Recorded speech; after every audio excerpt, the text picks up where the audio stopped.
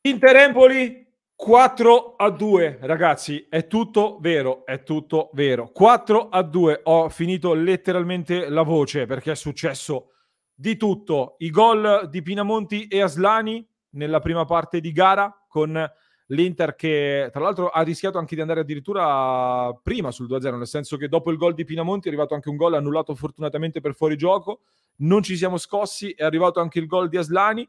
Fortunatamente siamo riusciti a riaprirla all'interno del primo tempo di gioco, importantissimo, altrimenti davvero non so come sarebbe andata a finire. Un autogol di Romagnoli, non che l'Inter abbia avuto, o comunque un po' di fortuna finalmente ci ha assistito, perché altrimenti stavamo creando ma non riuscivamo a segnare. L'autogol di Romagnoli ci ha sbloccati, Lautaro, gran gol, importantissimo per il pareggio, e poi nel secondo tempo, Simo, ci abbiamo messo tanta ferocia nel secondo tempo che ha riportato a galla il carattere di una squadra che vuole vincere lo scudetto.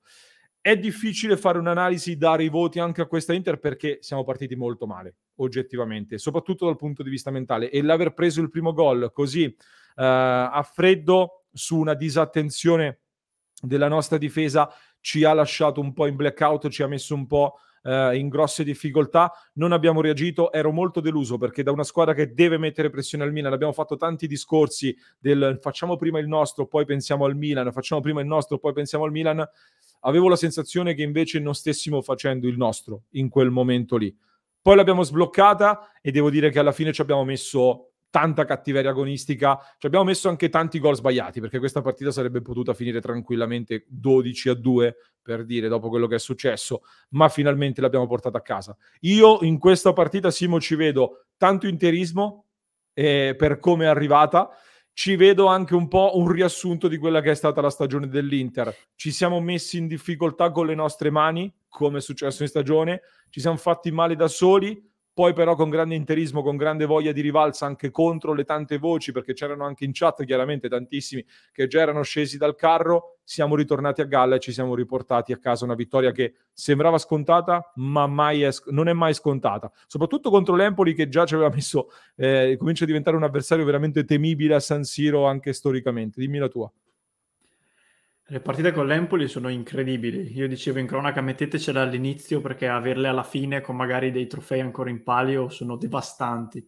No, hai detto bene, cioè è veramente difficile fare un commento perché cosa devi commentare a livello tecnico? Io potrei dire che l'inizio mi ha preoccupato, visto che comunque a 3 giornate alla fine approcciare la partita così è veramente brutto.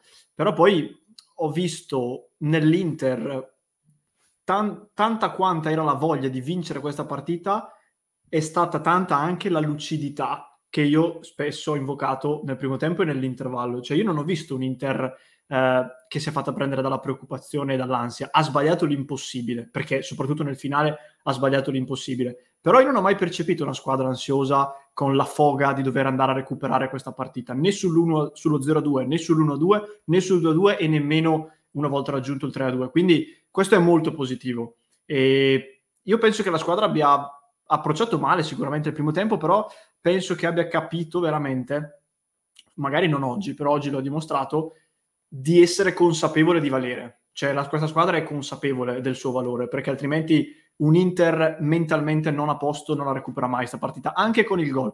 Anche con il primo gol molto fortunoso, che secondo me è stato decisivo in assoluto e ha stappato la lattina.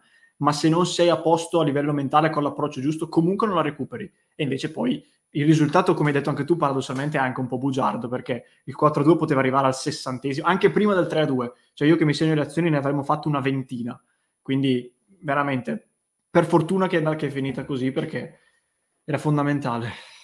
Fondamentale, fondamentale. Una partita, vedo il pubblico di San Siro, secondo me è stato veramente fantastico, ha dato sicuramente una mano importantissima a questa squadra per portare a casa questa vittoria. Le statistiche dicono 37 tiri a 4, 10 tiri in porta a 2, 15 calci d'angolo, 15 cross, 65% possesso palla.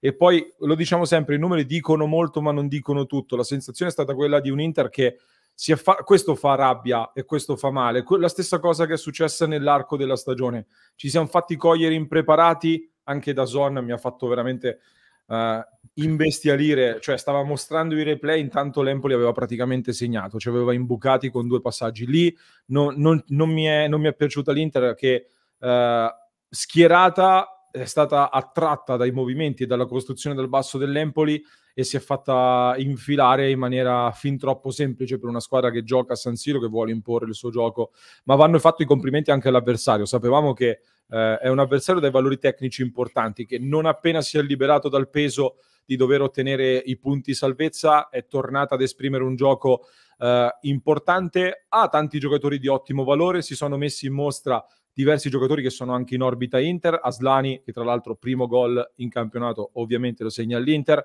lo stesso Pinamonti da ex ovviamente punisce l'Inter con un gol da rapace dell'area di rigore. Tra l'altro qualche considerazione secondo me su Pinamonti partirà, visto che si cerca tanto nell'Inter un centravanti dai tanti gol, ne ha segnati 13 ad Empoli, non è una cosa da tutti secondo me, quindi anche questo va sottolineato. E comunque un bel gioco veramente, ma l'Inter ha chiaramente dominato. Potevamo chiudere, Dzeko ha colpito un palo alla fine, Sanchez ha sbagliato un gol che poteva sicuramente fare prima del 4-2 che poi ha trovato all'ultimo. Non lo so Simo, c'è poco da dire in questo momento. Era importante, lo scudetto si sta giocando molto sulla questione mentale, sugli aspetti di testa, quindi era importante vincere, lanciare anche qualche segnale. Secondo me vincere comodamente 3-0 nel primo tempo, forse dal punto di vista della pressione al Milan non avrebbe aggiunto così tanta pressione come invece abbiamo fatto con una vittoria così, che ha dimostrato anche grande carattere, che porta l'Inter a quota 78. Siamo in questo momento primi in classifica, il Milan è secondo, questa volta l'asterisco ce l'hanno loro, giocheranno a Verona. Classifica importante, oggi il nostro l'abbiamo fatto, adesso bisogna aspettare il Milan. Simo, che mi dici?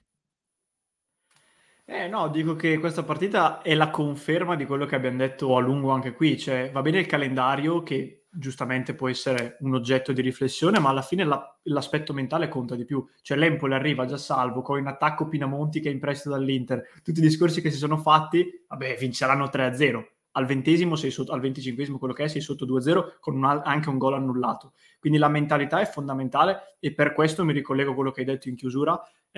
Io contavo molto già prima della partita su questa giornata, per come è arrivata la vittoria ci conto ancora di più, perché io mi ricordo bene come stavo dopo il gol di Tonali a Roma con la Lazio e come stavo dopo il gol di Leao con la Fiorentina, e essendo i calciatori umani penso che più o meno valga anche per loro, quindi già è difficile vincere a Verona, già è difficile vincere in questo momento, se ci aggiungi l'aver annusato l'allungo decisivo e invece trovarti adesso secondo, per i giocatori del Milan sarà tosta, ed è giusto che sia così, perché se poi loro vanno comunque a vincere, come dico sempre, si fa i complimenti, avranno ottenuto una gran vittoria.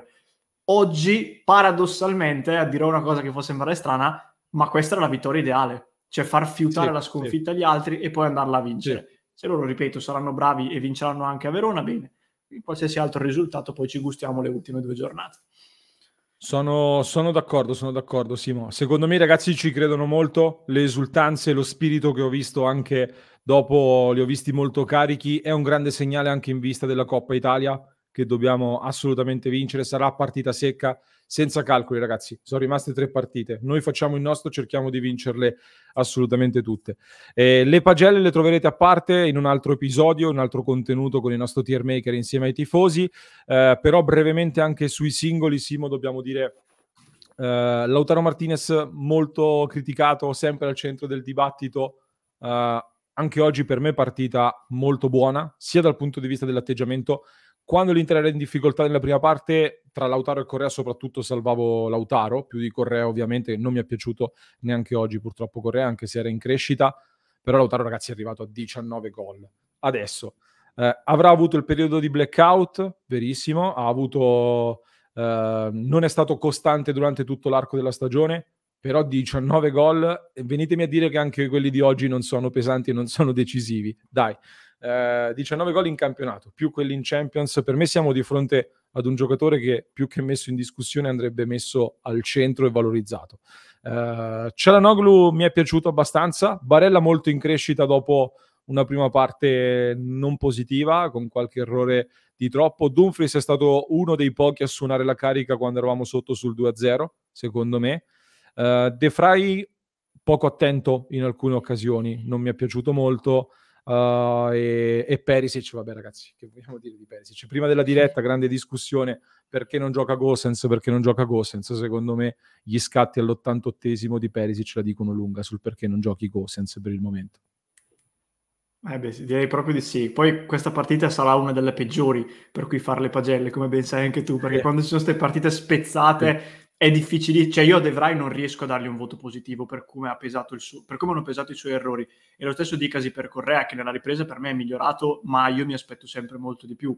Quindi diciamo che la conferma è su un Dumfries che, come hai detto tu, anche se non è Hakimi e lo ha dimostrato ancora, è uno di quelli che non molla mai a livello mentale e c'è sempre, e questa è una costante. Anche nei 2 mesi di crisi, uno dei pochi che si salvava sempre era Dumfries, almeno a livello mentale, poi a livello tecnico si discute. Lautaro, come hai detto, ha fatto 2 gol fondamentali.